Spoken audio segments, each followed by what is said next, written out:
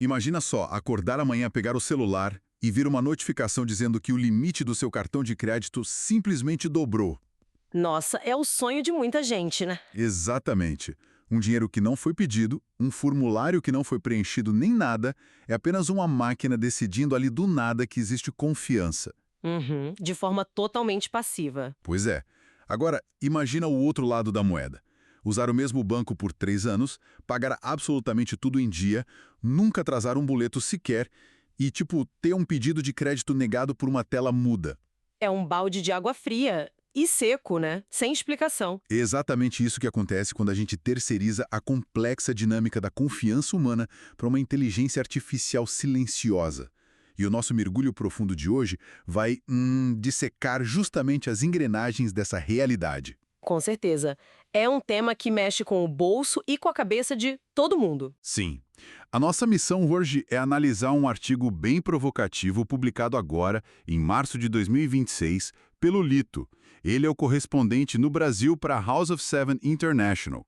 O título é Nubank e a IA que decide crédito. E olha, o texto do Lito faz um trabalho cirúrgico ao mapear aquela linha invisível, sabe? Onde a tecnologia financeira de ponta acaba colidindo com dilemas éticos profundos. Uhum. E bate forte. Bate muito forte. E vale lembrar, para quem acompanha a nossa análise, que o texto entra em feridas históricas bem sensíveis do Brasil, envolvendo desigualdade estrutural, viés de classe, raça. E o nosso papel aqui hoje não é, tomar partido sobre a visão política do autor. Exato, a gente está aqui para analisar. Isso, a gente quer dissecar a mecânica da crítica dele, entender como exatamente ele argumenta que essa tecnologia opera na prática e quais são as evidências que a House of Seven levantou para que quem está ouvindo possa tirar as próprias conclusões. Perfeito. É sobre entender a engenharia da decisão.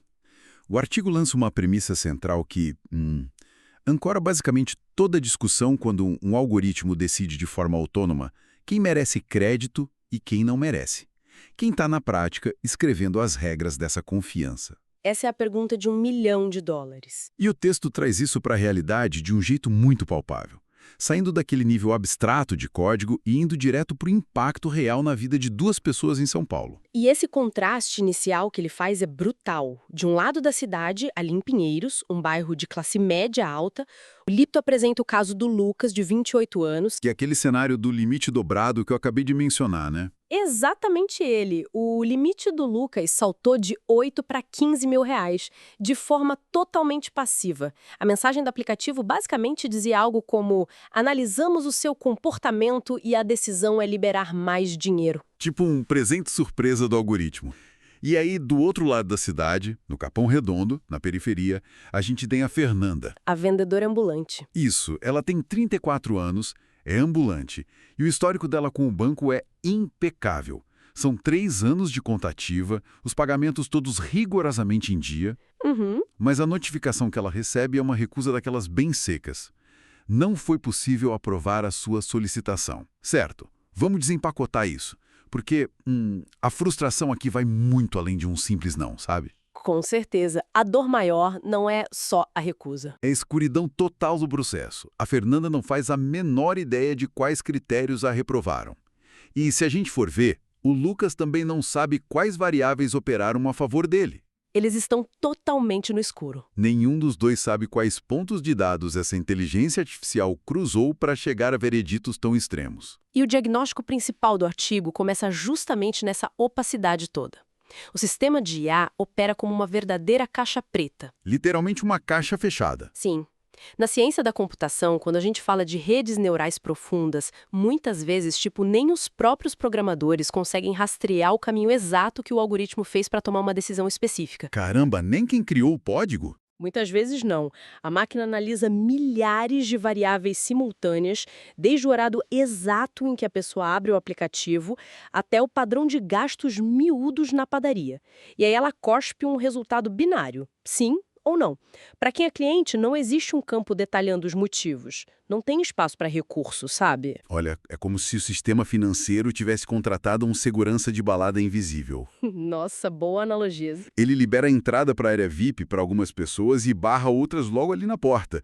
Mas ele não usa palavras, ele só acende uma luz verde ou vermelha no rosto de quem tenta entrar.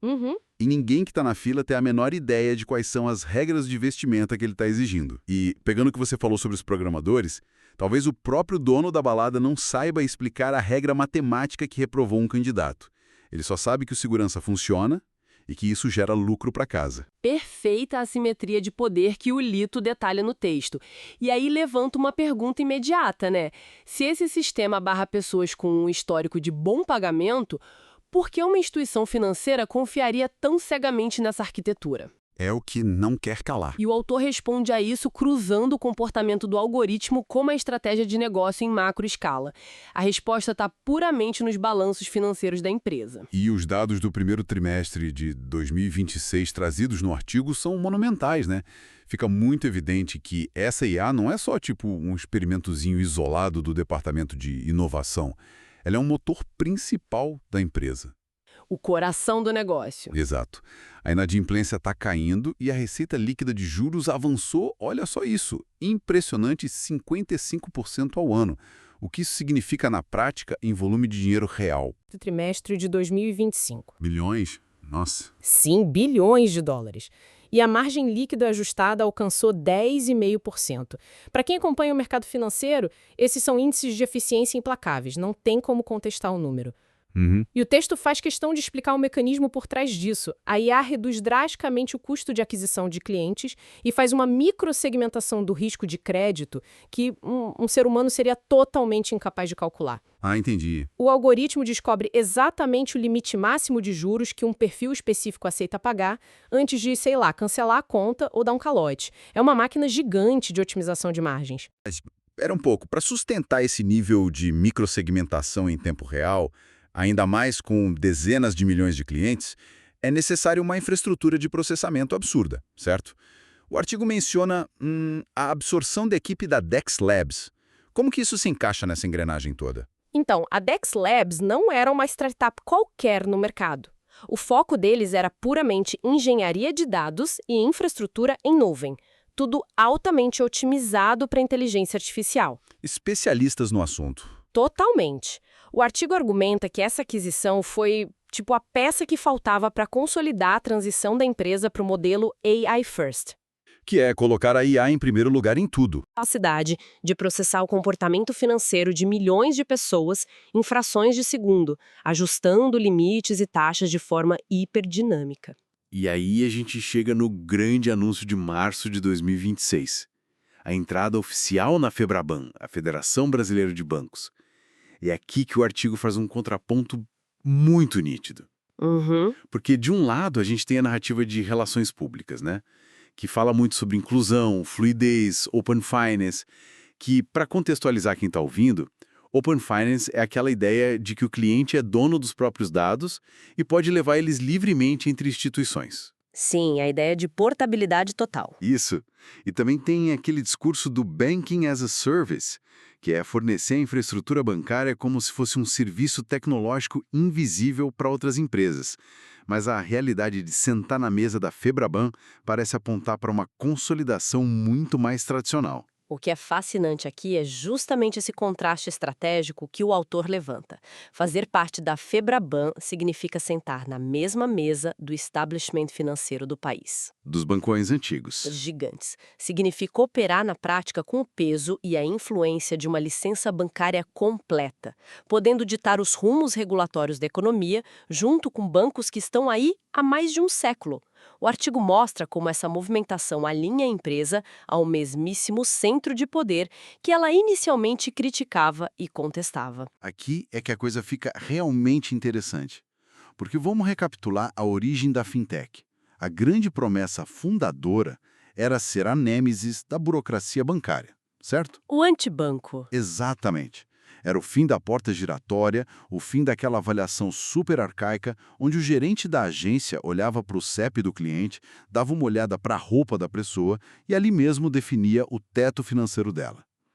Mas lendo a análise do Lito, surge aquele questionamento inevitável, né? E qual seria? Será que essa eficiência extrema da inteligência artificial não acabou transformando a empresa na exata mesma estrutura que ela prometia destruir? Só que agora envelopada num aplicativo roxo, com um design super amigável e sem a figura humana do gerente lá para receber a culpa. É, Essa é literalmente a espinha dorsal da crítica da House of Seven. E para aprofundar esse questionamento, o autor introduz um arcabouço analítico muito rico. Ele se baseia numa teoria sociológica chamada amefricanidade. A mefricanidade? Sim. Para contextualizar brevemente, esse é um conceito cunhado pela intelectual brasileira Lélia Gonzalez. Ele propõe analisar as estruturas sociais, econômicas e de poder, mas centralizando a experiência histórica das populações negras e indígenas na América Latina. Interessante. O Lito pega essa lente da mefricanidade e aplica ela diretamente sobre o código do algoritmo financeiro. Tá, e como isso se traduz na análise do crédito prático da Fernanda e do Lucas, por exemplo? Então, o texto primeiro aborda a tensão entre a coletividade e a extração corporativa. Ele levanta a questão: quem é que realmente se beneficia quando a máquina acerta uma previsão? Uhum. Se a IA cobra juros rotativos e estratosféricos de um usuário específico lá na periferia, só porque o modelo matemático previu que aquela pessoa pode pagar sem quebrar financeiramente, isso está servindo para o desenvolvimento desse indivíduo ou está apenas maximizando a extração de riqueza daquela comunidade? É uma provocação e tanto. E o Lito concluiu que O argumento do artigo sugere claramente que é extração pura. E isso nos leva à próxima engrenagem do texto, que é o choque entre a justiça reparatória e o segredo comercial da empresa. como assim segredo comercial? É que o direito a um tratamento justo exigiria que a Fernanda, a vendedora ambulante do Capão Redondo, pudesse ver quais variáveis específicas pesaram contra ela, para que ela pudesse contestar, argumentar, provar que paga em dia. Claro, o direito de defesa. Exato. No entanto, a estrutura de pesos do algoritmo, esses códigos matemáticos que definem a pontuação, são o principal ativo da empresa. É propriedade intelectual blindada, tratada como um segredo industrial indevassável. Intocável. O Lito argumenta que a lógica do mercado exige que o algoritmo permaneça intocável, e isso impossibilita qualquer transparência real para o usuário final. Olha, eu entendo, mas eu preciso fazer o papel de advogado do diabo aqui, porque essa é a dúvida natural de qualquer pessoa que acompanha a evolução da tecnologia hoje em dia. Pode mandar. A grande promessa do Vale do Silício não era justamente que a matemática é imune ao preconceito humano? Tipo, se a inteligência artificial não tem sentimentos, não tem raiva de ninguém, não exige que o usuário declare a cor da pele ou a classe social no cadastro. Se ela só olha para números puros, volume de transações e saldo em conta. Como é que o viés discriminatório entra nessa equação? Essa talvez é a explicação mais contundente do artigo todo, e o mecanismo por trás disso tem um nome, são os dados proxy, ou dados de aproximação. Dados proxy? Isso. É verdade que o banco não processa uma variável chamada raça ou classe social. O formulário não tem isso. Mas a rede neural precisa ser treinada para entender o que é um bom pagador, certo? E ela faz isso devorando o histórico gigantesco de milhões de transações passadas. O passado ensina a máquina? Exatamente. E o ponto histórico central é que o Brasil tem 5 séculos de exclusão financeira sistemática. Se o algoritmo mastiga essa imensa base de dados do passado, ele começa a aprender a fazer correlações cruzadas invisíveis. E o que ele descobre? Ele descobre, estatisticamente falando, que certos CEPs, certos padrões de compra em mercados menores de bairro, ou até transações de pequeno valor em horários específicos da madrugada, estão correlacionados a maiores taxas de inadimplência no registro histórico. Caramba! Então, o que tudo isso significa na prática? Basicamente, a máquina não precisa saber a cor da pele ou o extrato social de alguém para discriminar. Ela encontra o padrão comportamental que substitui essas características. Exato. Ela mapeia o seu entorno. E se ela aprende a prever o risco, lendo um passado que foi totalmente construído em cima de desigualdade estrutural, ela não funciona como uma bola de cristal projetando um futuro neutro e perfeito. Ela vira, na verdade, um espelho retrovisor turbinado. Ela repete e escala os padrões excludentes do passado, só que agora na velocidade da luz. Nossa, espelho retrovisor turbinado sintetiza perfeitamente a gravidade da situação. A inteligência artificial operando nesse formato fechado não higieniza as falhas da nossa sociedade. Ela simplesmente automatiza essas falhas. Ela dá uma cara de matemática para um problema social. Sim.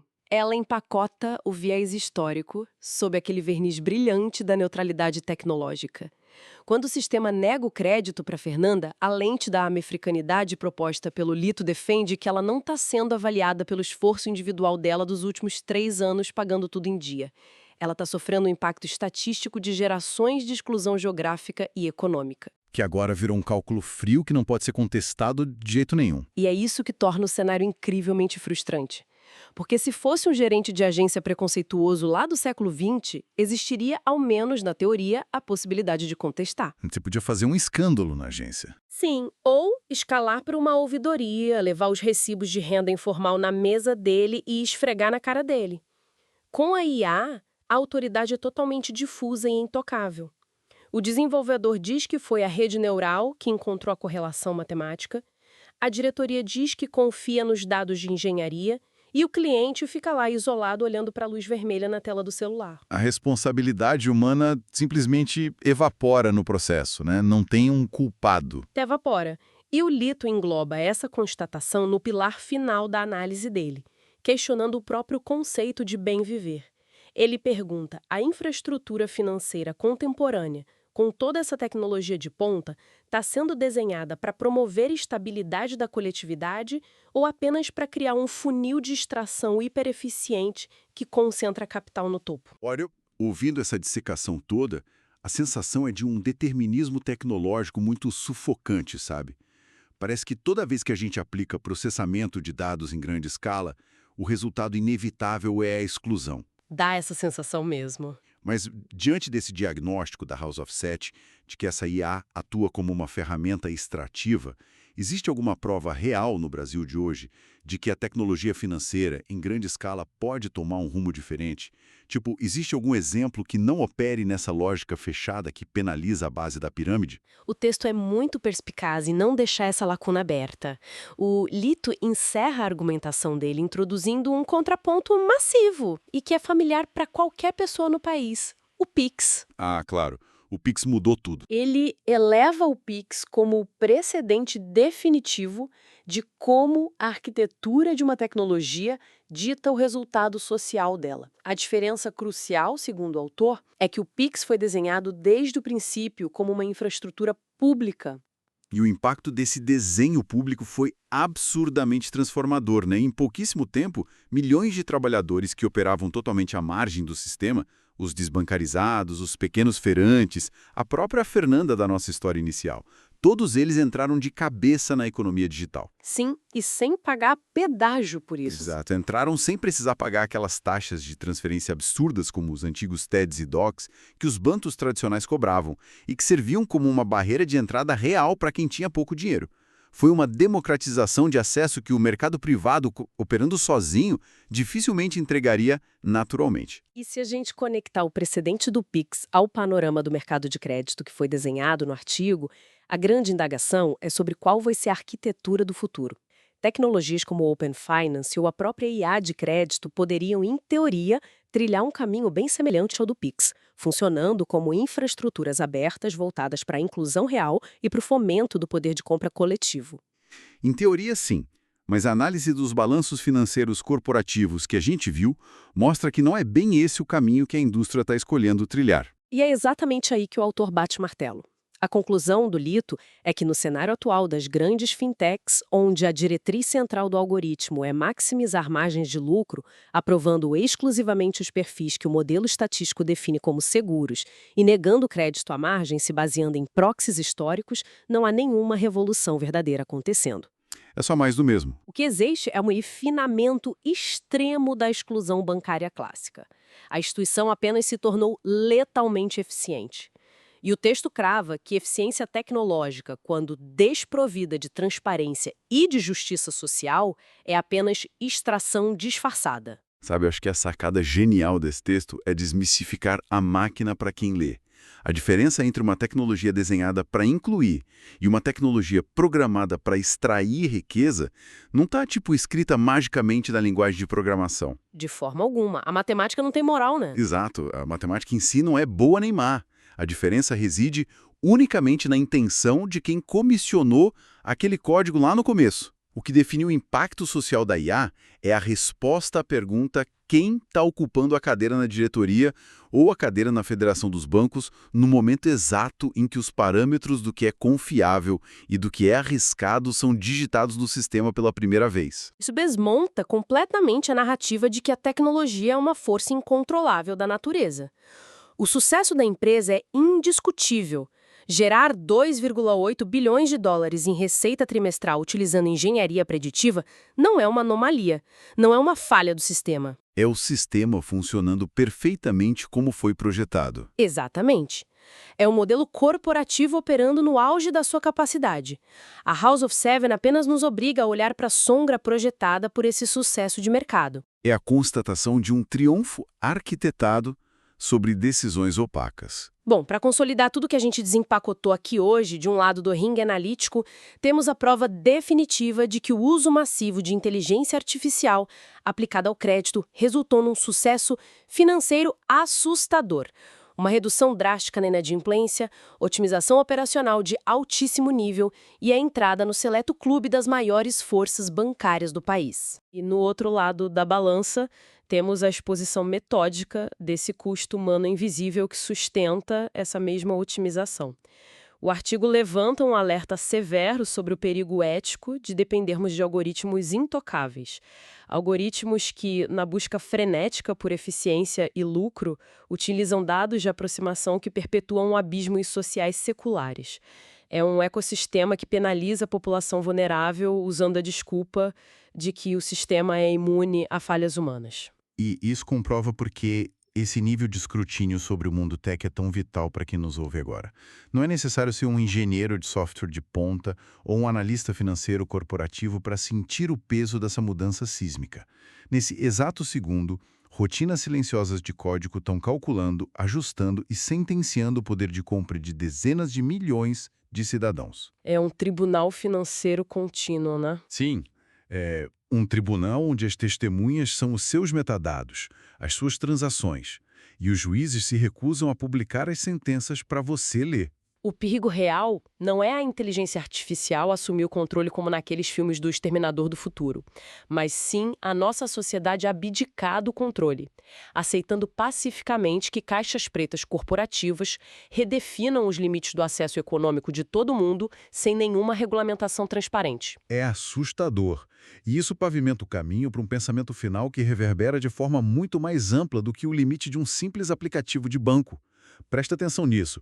Se o acesso à economia, a confiabilidade e a dignidade financeira de uma pessoa já estão sendo avaliados por modelos matemáticos treinados para espelhar as exclusões estruturais do passado, o que a gente está prestes a enfrentar amanhã? Essa é a reflexão que fica. O que vai acontecer quando essa exata mesma obsessão corporativa for aplicada para decidir, de forma autônoma, a ordem de pacientes na fila de triagem de uma cirurgia vital no hospital? Ou quando um algoritmo hermético for o único juiz a definir quem passa para a fase final de uma vaga de emprego que poderia resgatar uma família inteira da pobreza? Será que a gente vai simplesmente cruzar os braços enquanto o retrovisor turbinado da inteligência artificial assume o volante, determinando quem avança e quem fica para trás em absolutamente todas as dimensões do nosso futuro? É um cenário que exige nossa vigília ininterrupta. Com certeza. Agradecemos demais a companhia de quem mergulhou com a gente nas complexidades desse debate de hoje. Seguiremos investigando essas engrenagens tecnológicas que moldam silenciosamente a nossa sociedade. Um grande abraço para todo mundo e até a próxima análise.